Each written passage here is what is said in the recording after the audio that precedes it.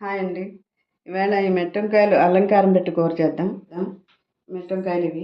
వీటికి కావాల్సినవి స్పూన్ శనగపప్పు, స్పూన్ మినపప్పు, అర స్పూన్ ఆవాలు, 2 మిరపకాయ, కొద్దిగా పసుపు, పచ్చిమిరపకాయలు 5 తీసుకున్నాను. ఇలాగా అల్లం ముక్క, చింతపండు, కావాల్సిన ఉప్పు, పోపు వేయించడానికి సరిపడా నూనె. ముందర ఈ వంకాయలు కడిగి శుభ్రం చేసుకున్నాను. ఇవి నీళ్ళల్లో కట్ చేసుకోవాలి ముక్కల కింద.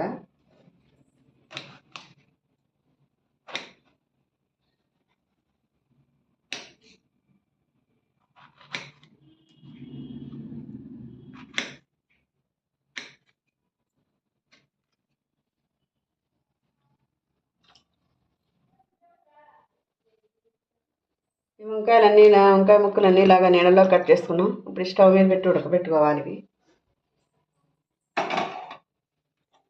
మీడియం ఫ్లేమ్లో పెట్టుకుని ఉడకటానికి 2 నిమిషాలు టైం పడుతుంది. ఈ లోపల అల్లం పచ్చిమిరపకాయ నూరుకుని సిద్ధం చేసుకుందాం. ఇప్పుడు చింతపండు కూడా నానబెట్టుకుందాం. వేడి నీళ్ళు పోసి నానబెట్టుకోవాలి చింతపండు. ఈ లోపల అల్లం పచ్చిమిరపకాయ నూరుకోవాలి.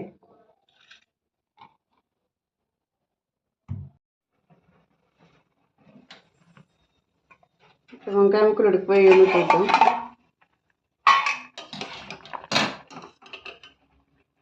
ఉడికిపోయాయి. ఇప్పుడు నీళ్ళు వేసుకోవాలి.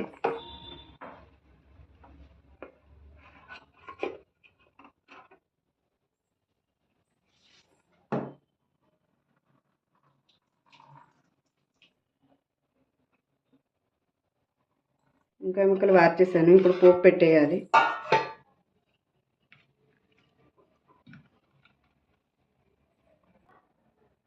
చింతపండు నానబెట్టుకున్నాం కదా, ఇలా చిక్కగా గుజ్జు తీసుకున్నాం. ఇందులో ఉప్పు వేయాలి, తగినంత ఉప్పు. ఇప్పుడు స్టవ్ వెలిగించి పూల ముగ్గురు పెట్టుకుని పోపు పెట్టాలి.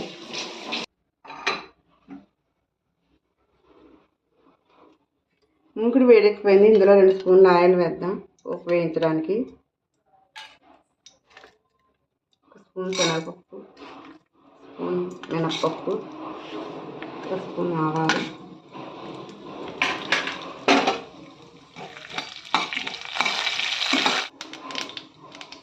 ఎండుమిర్చి వేసేయాలి.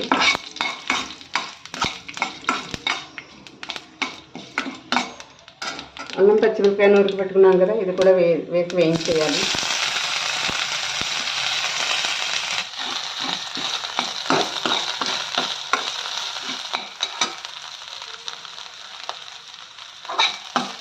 పోపు వేగిపోయింది. వంకాయ ముక్కలు కూడా వేసేయాలి.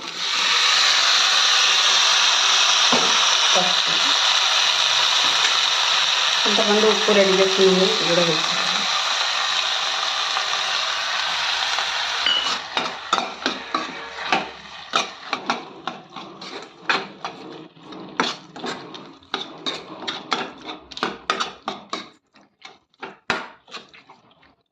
కలిపేసి 2-3 నిమిషాలు మగ్గపెట్టాలి. ఇలాగా మగ్గపెట్టేసి